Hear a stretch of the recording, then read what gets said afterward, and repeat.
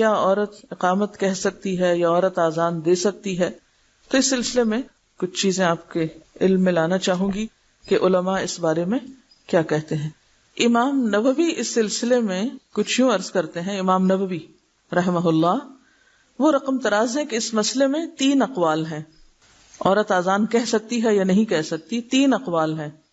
Number 1، خواتین کے لیے اقامت مستحب ہے لیکن آذان نہیں. آذان اس لیے نہیں کیونکہ آذان اوقات نماز سے خبردار اور آگاہ کرنے کے لیے ہوتی ہے، اور یہ صرف بلند آواز ہی کے ذریعے ممکن ہے.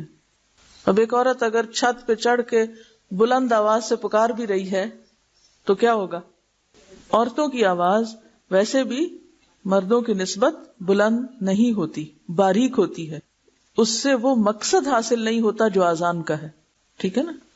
تو اس لیے عورت کو یہ تکلیف نہیں دی گئی کہ وہ چھت پر کھڑی ہو کر آذان دے. ٹھیک ہے. ابن عمر فرمایا کرتے تھے لیس علی النساء آذان واما ان الاقامت تستحب.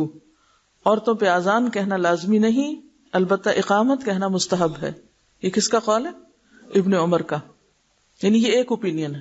دوسرا اوپینین، خواتین کے لیے آذان اور اقامت دونوں ہی درست نہیں. ٹھیک ہے.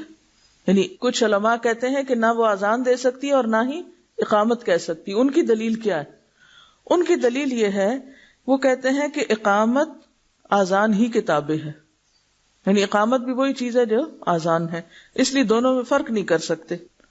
تیسری بات، آذان اور اقامت دونوں مستحب ہیں، جیسا کہ حضرت عائشہ رضی اللہ تعالی عنہا سے مروی ہے.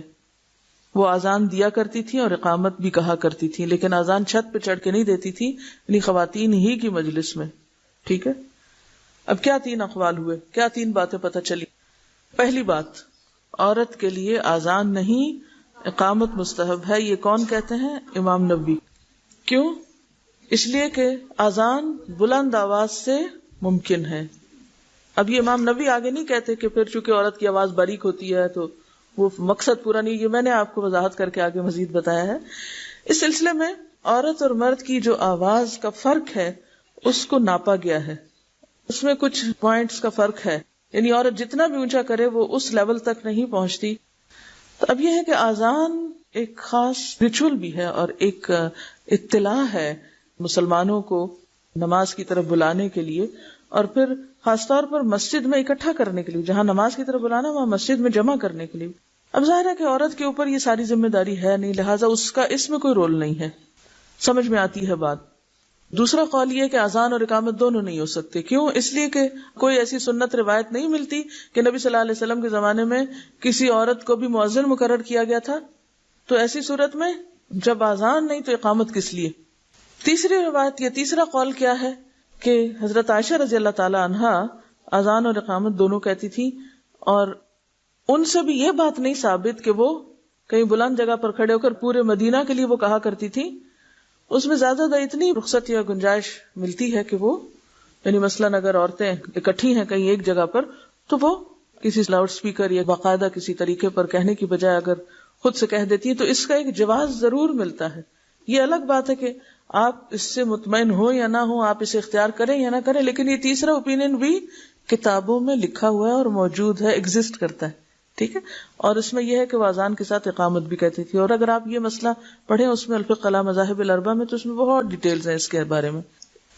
ابن حزم کہتے ہیں عورتوں پر اذان اور اقامت کہنا ضروری نہیں، یعنی لازمی نہیں، لیکن اگر وہ اذان اور اقامت کہتی ہیں تو بہتر ہے، کہہ سکتی ہیں، رخصت ہے ان کے نزدیک.